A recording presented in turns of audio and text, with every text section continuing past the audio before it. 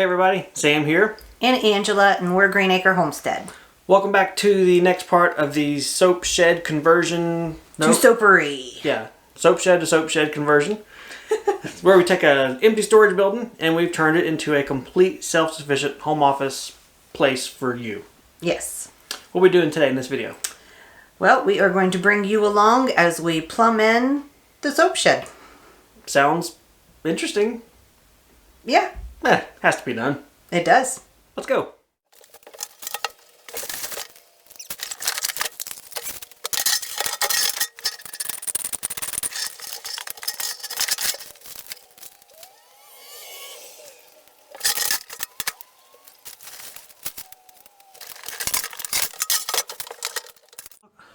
Welcome to the well house. I have my number 2 helper here. Sorry, mommy's number 1, but you're number 2. Yay! We are in the well house today and we are trying to dig ourselves out of here. That may sound weird, but what we're doing is digging down and out under the wall to find where it connects with the ditch that's outside for us to run the water line out underground and to the soap shed. I've done a little bit of work on the top part, but Elijah is now jumping in. He has more precise tools and a smaller body to fit down into areas better than me, and he's going to finish out digging to that trench. Did that cover it? Is that right? Yeah. All right. What do we say? Let's go. There you go. That's what Mommy always says, isn't it? Yeah. Let's go.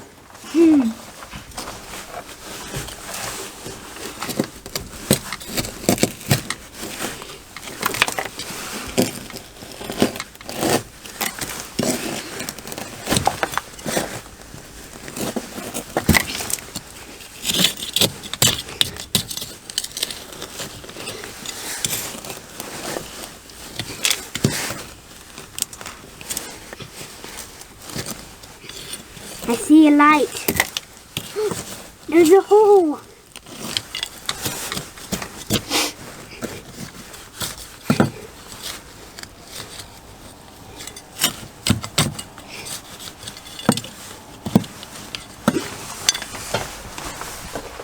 It is currently snowing outside and the weather is not conducive to me dragging the camera outside to show you guys what we're going to do.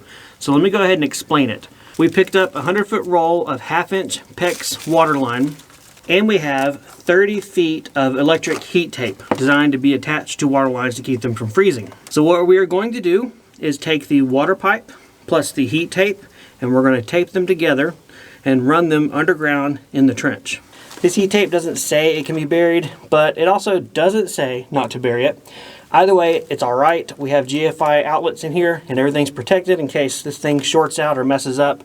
But this is our quickest solution we can come up with to make sure the water line doesn't freeze, but also keep things pretty budget friendly, and it should be good enough.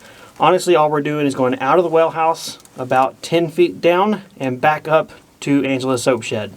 And we just need to protect the areas that are going to be above ground, which will really only be at her soap shed. I don't think we'll have any issues with this, and I really don't think the heat tape will give us any problems either. Where this trench runs is a little to no traffic area. It's behind these buildings, and it's only ever going to see foot traffic from us or really kids playing.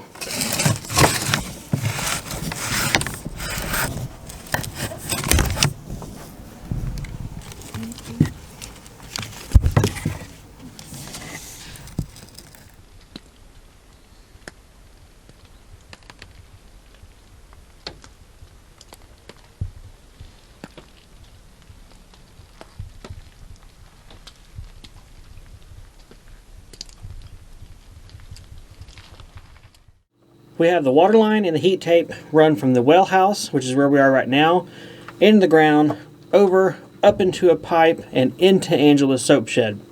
What I'm going to do next is go ahead and hook up the water line into the existing well plumbing system. This is 1/2-inch PEX, so it'll be pretty easy just to cut and splice into that. And then I'll also hook up the heat tape so it can do its job as needed as well.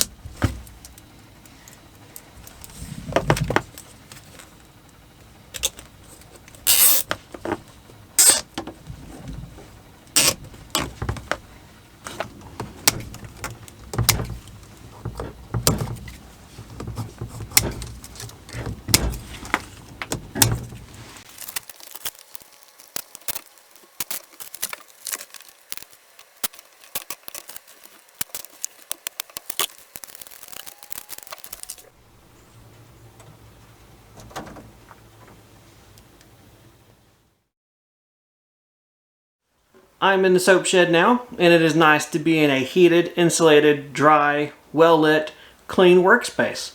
I can see why Angela likes this. I'm at the point where I'm ready to hook up the water heater, and for that, this is the water heater. We got an electric tankless heater. This is a 5500 watt model. It's going to be plenty enough to run the one sink that she's going to have in this space. If you're interested in this, there's a link to this specific one down below. We have not tried it yet, but this is a reputable name brand, Ecosmart, and we think it'll be okay. To go along with the water heater, I also have one of these, a gray box of odd shape and sort. This is a service disconnect. This is going to wire in where the power comes out of the wall. It'll go into this service disconnect and have a breaker. Well, it's not really a breaker. It's like a big fuse you can pull out to kill power to the water heater inside the building for any reason needed. Once the power leaves the service disconnect, it'll then go into the water heater and we'll call it good enough. So let me get all my tools together and crawl down here on the floor under the table and let's get this thing wired up.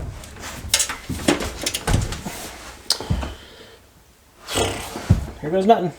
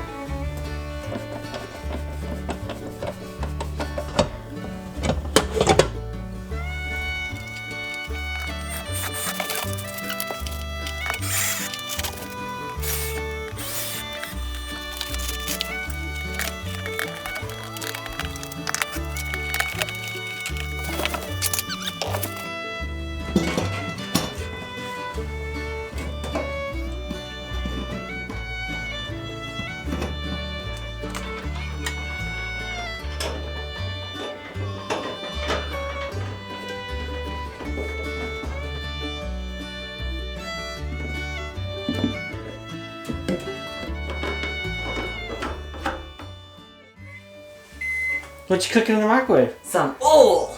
Ooh, we can't eat that. I'm here to eat. We got a yeast rack here. It's all edible oils. Oh, you know how fast that goes through you? Yep. Especially it's castor oils. It does have castor in it. Slip and slide the wrong way. We're to the point where Sam's going to get back on the floor, which is where he's been for, feels like millennia. And I'm going to go ahead and finish all the PEX plumbing connections, add the sink valves, connect stuff up, and we're getting so close to turning the breaker for the hot water heater on and running Getting some water. Sam out so I can work. I'm ready to leave. I've been so ready to leave. Alright, let me get my tools together and I'll see you guys down there on the floor under the sink.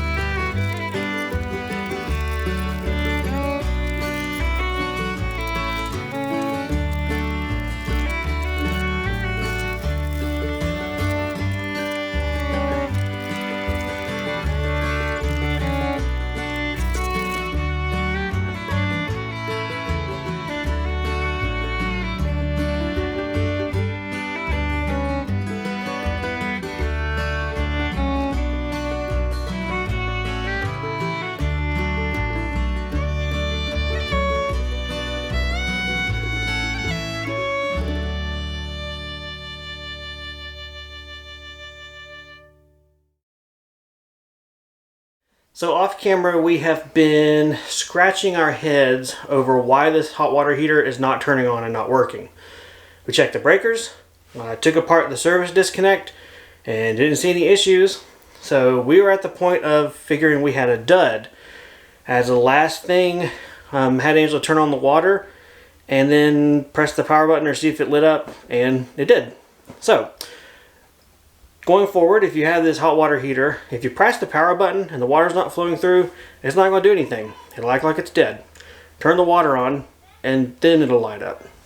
Alright, so see, down here now, nothing. You would think that it's dead. It should at least turn on. But if Angel turns on the water, then it turns on. And then you can do this.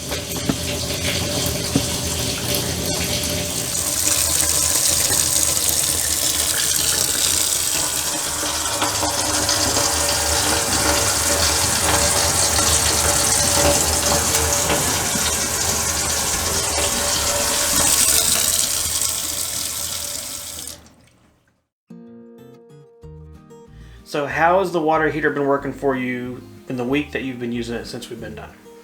It's worked really well. It took a little bit of an adjustment. It's a flow rate. Its flow rate is how it determines how hot it gets. So if you have it on full blast, it doesn't get as hot as if you have it just like trickling or not going very fast. So when I need it really hot, I just have to be patient and let it go. But patience is a virtue. And we could all use more. yes. So yeah, this water heater is not like a whole house water heater. It's more of a point of use. So that's kind of how these smaller ones are designed to work. It does good. It does heat the water up very hot if you let it kind of trickle or slowly flow. We're not talking like drips, but you know, don't do it wide open. Kind of medium. Yeah. Like mid. Yeah. I think the heater on the box, it says that it will raise the, beginning water temperature about 45 degrees. And I guess that's probably about right. It can easily get steamy in here, so it's good enough for what we need. Yeah. Since it has been about a week since we have put in the plumbing and we've had some really cold weather since then, we've been able to notice or see that the pipes do not freeze. Yay! That means Sam's idea is working, or honestly the heat tape is working with the pipes, so that's good. It is. That was one of our concerns, was how are we going to deal with water freezing, getting it from the well house to the shed. And I think he came up with a good idea, and it has kept it from not freezing and breaking, which is very much needed. It's very good. Yeah. And we've had weather down into the 20s. We've had a couple of days where the highs were not even near maybe 32 degrees Fahrenheit. So for us in our area, at least, we feel pretty good. We feel confident about this solution. I know that's totally going to be different depending on where you are, but for us, this I think is a solution that's going to work. Yeah. Also, like the impromptu addition of the white PVC. That was just some scrap we had laying around as I was doing the water line. I grabbed it with a couple of elbows, and that gave us a transition to come out of the ground and into the soap shed in a pretty good way. It's kind of like it has its own conduit pipe. It protects it from little boys who may be playing with swords or whatever. Anything they can find, shovels, sticks. And also rodents or just wear from the sun. Yep, UV exposure. That's actually really smart. Because you're right. Good. It would get a lot of sunlight there. Whatever. You're right. You're right. Oh, it's on camera. I also like the fact that the water is not exposed at all. The water line is not exposed. Meaning, I don't know, if I'm weed eating or doing any kind of work, I don't have to baby that area. I can... You know it's strong enough. Yeah. It's just like conduit for electrical. It's just a conduit for water. In regards to the drain for this soap shed, the fact that she's only using water and literally soap, no harsh chemicals or anything, we did a gray water system to kind of let it get reclaimed back into the ground, I guess, the soil, and be properly used that way. There's no concerns with erosion or any bad stuff like that. So that's just what we chose to do, and we're happy with it, and it works really good. It does. All right, well that is it for plumbing, but let's talk about what's next. They're probably wondering, are you done? Those walls look a little bit bare. So, what would you like next? I need some shelving, kind of like I guess what you would find for herbs and spices in the kitchen, for me to be able to put my essential oil, fragrance oil bottles on. And I have the space here and a little bit on the wall behind me that we hopefully are going to add some sort of racks there. And then I also need a shelf above the sink area where I can put like my towels, paper towels, and a paper towel holder underneath. Kind of like a linen shelf? I guess so, yeah. So what you're saying is in this area, you want wall shelves. But Yes. you don't want deep shelves. No. Because you want to be able to put your bottles of, your oils and scents. Mm-hmm. You want them up there where you can see them. Yes, only about 2 deep, so like not 6 very inches far, across. yeah. Okay, cool. Well, that's easy. What else do you want? I think we got some ideas over here at your desk station. I don't have many, but you Ooh, may. I do. All right, let me put your potion stuff, whatever, up. So another thing that is, I think, kind of more on my radar to do in the soap shed is to finish setting up your desk. Mm-hmm. I need to put a coat of shellac on it. The boys have already added a little bit of, I don't know, what is Nature. it? Nature, dirt, soil, stuff. So I may need to lightly sand it, but I'm going to put a finish on that. And then I need to get your workstation set up, your computer, printers, keyboard, and all that stuff. Mm-hmm. I don't know, you guys interested in seeing that kind of thing? Let us know. We'll probably still share it, but I just don't want to bore everybody with a computer video. But in addition to that, I have told Angela to not plan anything for this wall. That I've got something that I'm going to make that I want that space for me. For you, but me first. I guess we'll wait and see what it is. You will, whenever I can get to doing it. So other than that, you got free range of your building. I just want that one wall section for a little while. Okay. I think I can manage. So as you guys can see behind us, someone has been busy making her soap. Mm-hmm. She's been rocking and rolling, and things are going good so far. Yes. When can they expect to be able to buy some of this? I'm hoping possibly the beginning to the middle of February. Middle of February at the latest. So about 2 weeks from today, which is irrelevant unless I post the video today. So, okay, February 2021 was when the store should reopen. Because it's still kind of closed down from the holiday season. It is. And from this whole project anyway. Cool. Well, I think that's about it. Did you have anything else you want to cover? No, I am very happy to be in my soap shack and to have a personalized space that is just for soap making. So when I go in the house after making my soap, I don't have to worry about seeing the dishes from making it on the counter drying. I don't have to worry about the smells, which give us headaches. And Yeah. it's just so nice to be able to totally separate it from our house. It is. It is very cool. I like it. I like you also having your own little workshop space. I've noticed you have been working more on, working on soap more. And I know it's because you're ramping up a little bit, but I think it's also because you probably like having your space. It is a lot nicer. So I get in here and we have a little speaker and I put on my audiobook and I just go. Yep. And me and the boys just run around otherwise. Usually they're down in the workshop with me if weather's bad. Otherwise, they are running around the property.